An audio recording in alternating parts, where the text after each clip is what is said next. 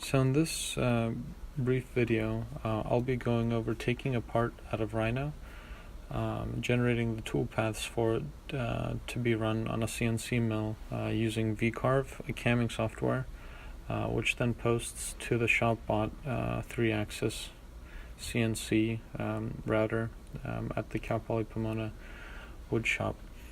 So more complicated casting processes actually involve more steps than what we're going to do here. They usually have you mill the positive.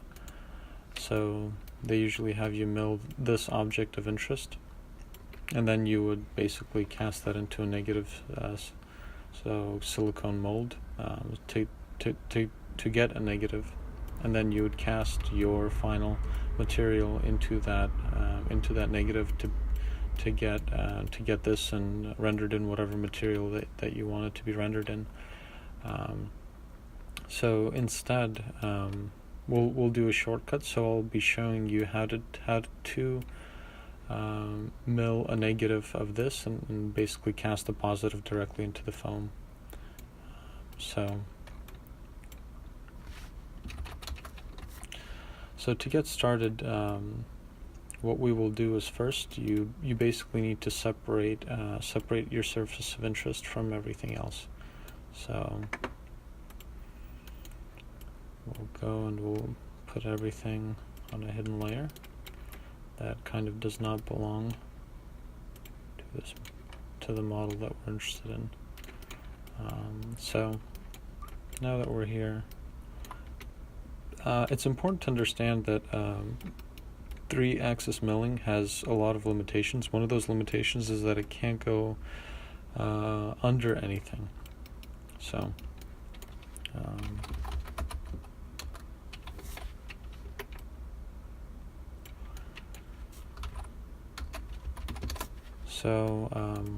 what we have to do basically is you have to isolate a single surface that you're going to be milling. So, and any kind of overhang, whatever is under that overhang, won't work. So what we have to do is we have to trim the model right here at this inflection point so that there's nothing overhanging. So now that we have this surface and this surface will actually be able to be milled, and then we could cast into this in order to get this form that you're looking at here. So as I said before, like something like this won't work, so this needs to be removed since the bit won't be able to travel underneath this. But let's do this a quicker way. So we won't be needing that either.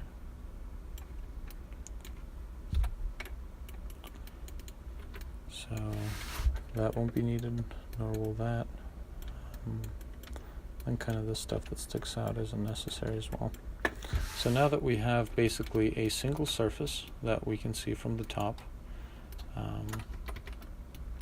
we should be able to mill this out on the 3-axis machine. So let's join all those surfaces together, and then let's take a look at where our holes are. So I'm using dupe border to see where all the holes are. So these have to be sealed basically. So you can use the show edges command, and so you can see the show edges command shows you where all of the holes are. Now I won't bore you by going through every single hole, but just to show you a couple of how you can basically so let me jump ahead here.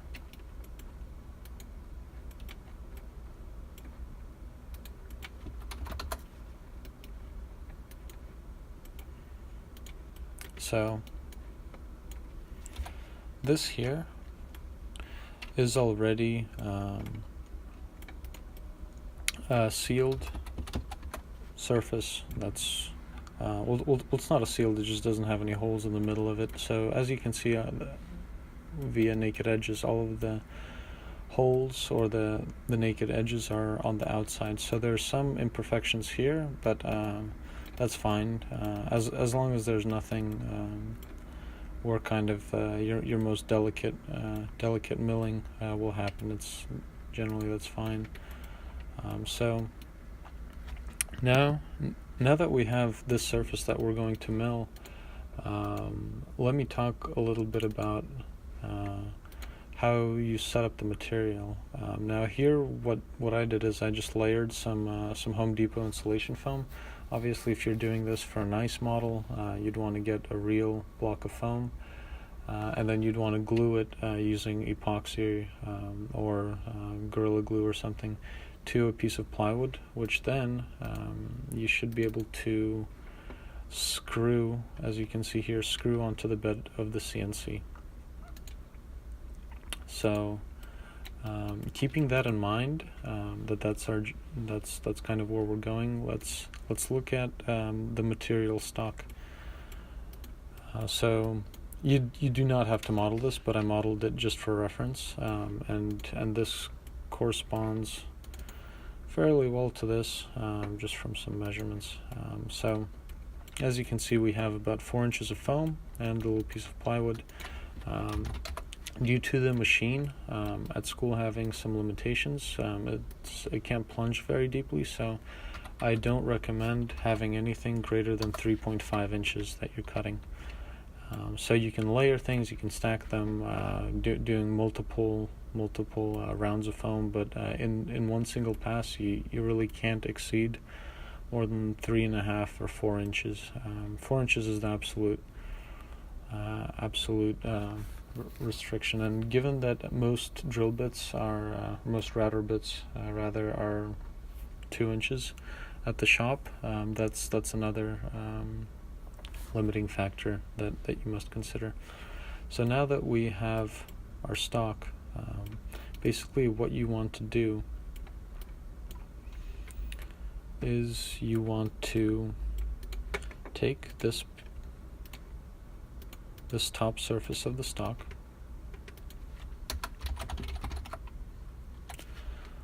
make it into a plane, and then kind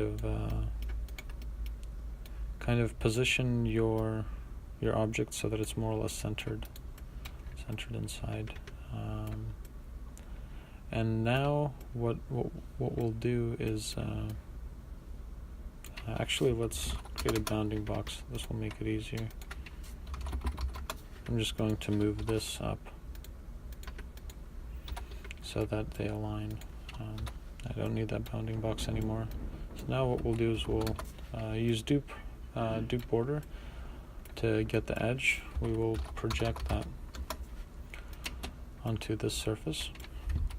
Then we'll curve boolean it. And then we will trim out basically a hole. So now hopefully this is starting to come together and make some sense. What we did here is we basically made a surface on the exterior of the model, and this is done so to basically indicate that this is where the cutting starts, and that kind of is how deep it goes. Without this plane, it's a lot more difficult to mill your object or make sense of it. So now what we'll do is we'll actually make this a little bit smaller. So I just shrinked it by 1/2 inch. So now you can see that the object is positioned inside the stock. Now this is a very important piece of information. The stock is in the positive Y and in the positive X direction. And if you look at it from the side, the top of the stock is at Z0, at the 0 level. So now if personally I like to bury my parts a little bit, so that this surface is cut, and that makes for a nice transition to when this surface starts to be cut. I lower the model by 0.25 of an inch, by 1/4 of an inch. So now basically we're actually ready to send this to the camming software. But just to go over what we're trying to accomplish. So we're trying to accomplish a negative form, to subtract that negative form out of this piece, to subtract that negative form out of this piece of foam, so that later you can pour plaster or a resin, let's say, into the foam. And then, although I wouldn't recommend pouring resin into foam, as it's likely to bind with the foam. So if you are going to use resin, then I would suggest silicone. But for something like plaster, hydrocal, or concrete, you can pour directly into the foam,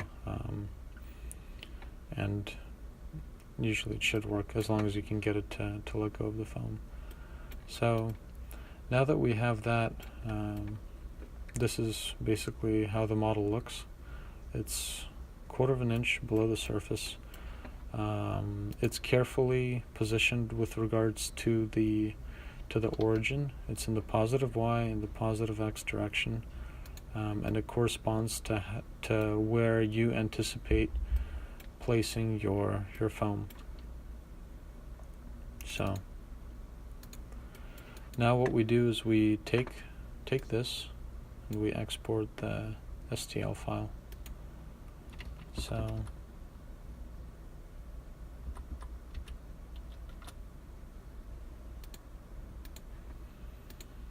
we basically just save it as an STL.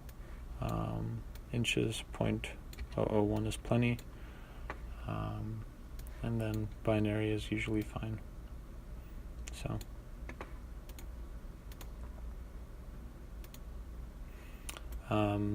then what you'd do is you'd basically take the file and you'd bring it into the camming software.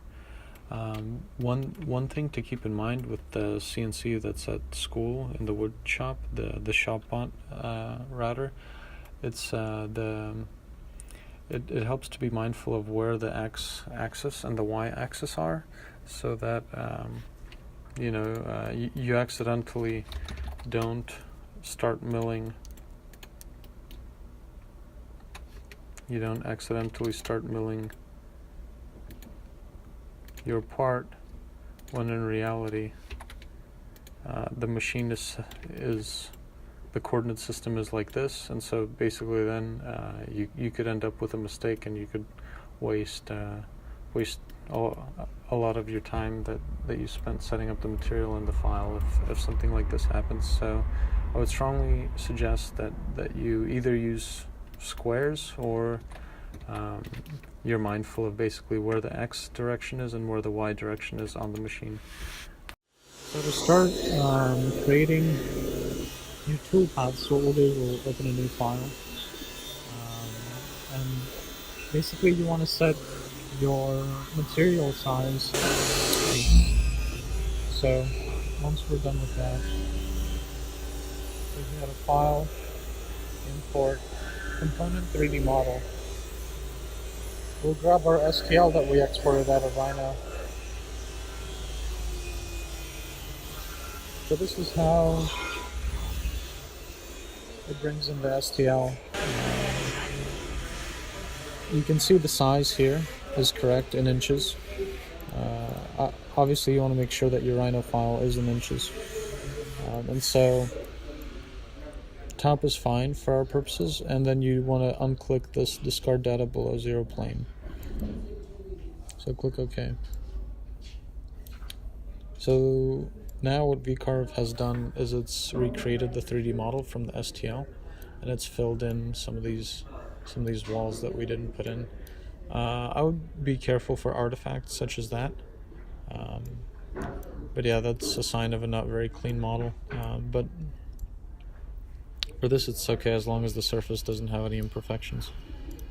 So now you want to make sure that you know exactly the distance from the origin to the start of your operation. So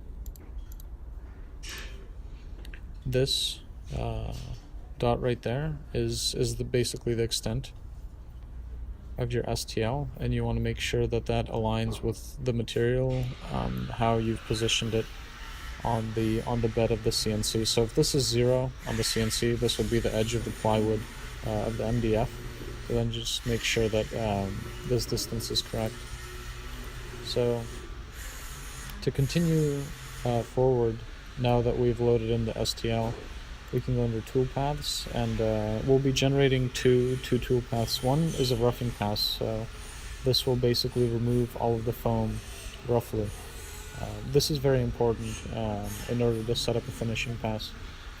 So you can go under roughing tool path, and then you can call it 3D roughing. Model boundary is a good option. So now we can select our tool. So for the tool, you'd want to make sure that basically these parameters match what the tool actually is. VCarve only asks for the tool diameter, and it also asks for the feed rate. 200 is fine for foam. It would not be fine for wood. For wood, you want something like 17, I believe. But I'm no specialist, so but for foam, 200 is fine. That gives you a good cut rate, and then plunge rate I have that at 30. I think that's okay. So I saved the bit under my name here, and then what you really want to make sure is that the diameter and the feed rate are correct. So, and then of course there's all different types of bits. Make sure that if you're using an end mill, which is a flat mill, that you specify it as such. So then we click OK, and then we're able to generate our first round of tool paths. So as you can see, this basically this tool path mills in steps. So first it mills out this portion, then it steps down and mills out that. And the reason why it's doing it in steps is because there's only so much of the bit that actually has tooth on it, and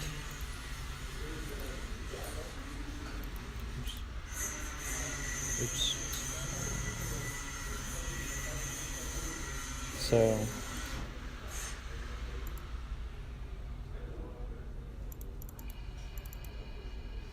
you want to make sure that this pass depth does not exceed the height of your flute.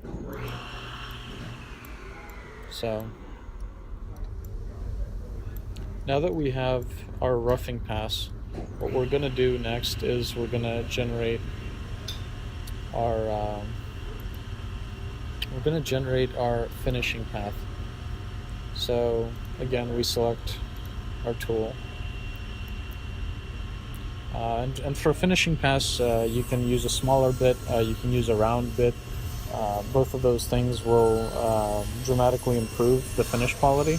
But since we only have one bit that's really long enough, we're just going to use the same bit for the finishing pass.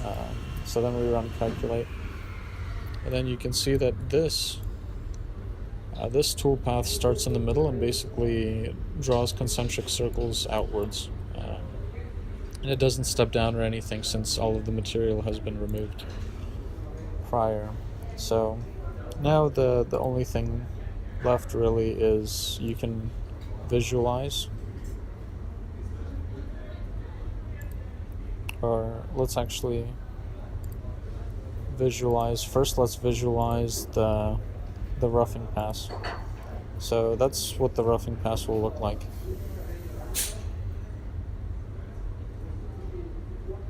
Now let's visualize the finishing pass.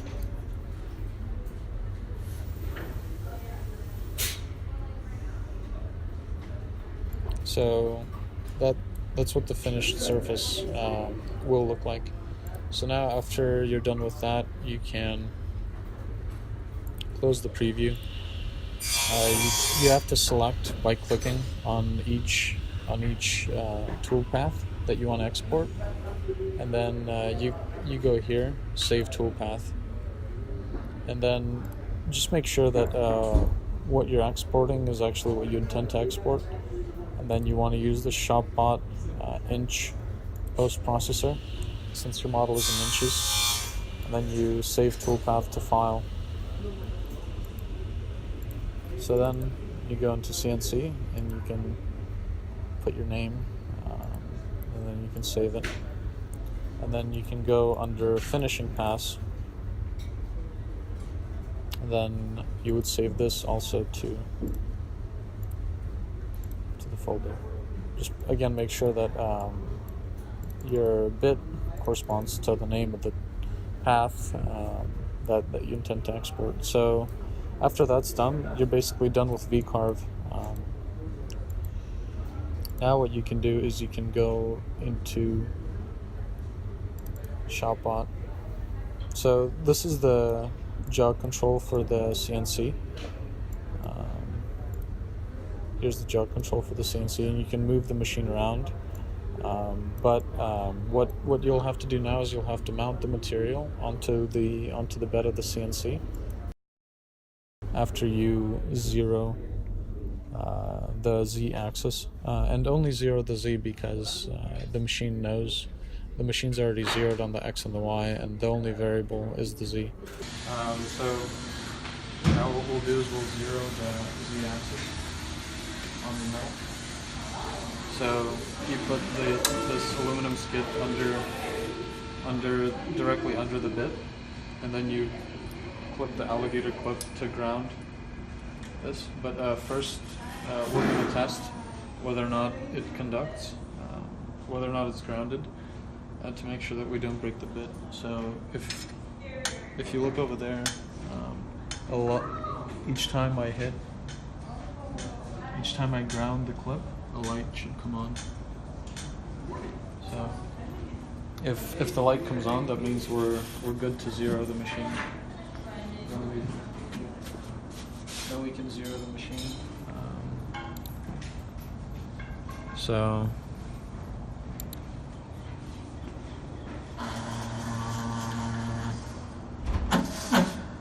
that's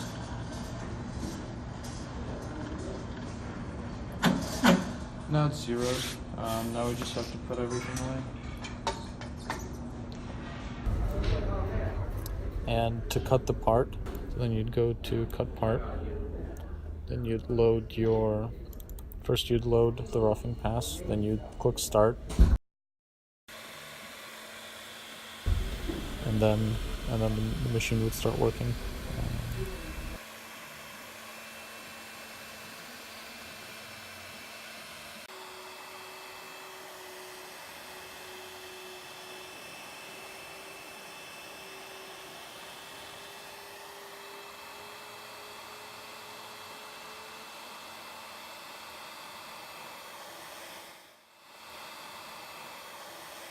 And then after you're done with that, then you can